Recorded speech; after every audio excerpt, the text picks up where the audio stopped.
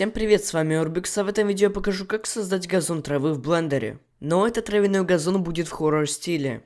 Итак, скачиваем блендер с официального сайта, если у вас его нет, а потом открываем. Я хочу сделать тропинку между травы, а поэтому в окне Add Mesh добавляем Plane и переходим в раздел моделирования.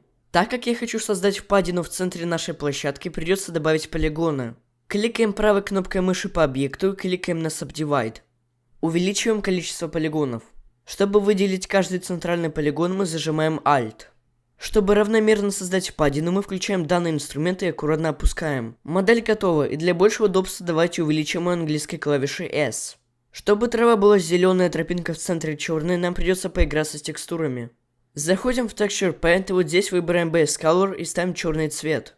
С инструментом кисти рисуем зеленым цветом, выбрав его вот здесь. Что ж, перед добавлением травы нам нужно сделать каменную текстуру для платформы.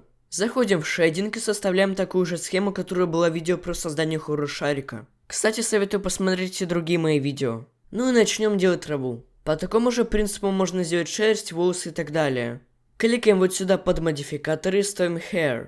Здесь нужно быть аккуратным, ведь ваш компьютер может взорваться. Уменьшаем высоту, повышаем количество, но чтобы трава или шерсть была более реалистичной, в параметре Children ставим Simple.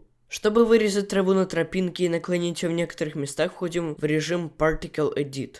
С помощью инструментов на левой панели делаем, что хотите. Итак, наша полянка готова, но для создания атмосферы нам придется установить освещение и камеру для рендера в будущем. Для начала мы изменим цвет мира на черный и включим вот эти 4 галочки.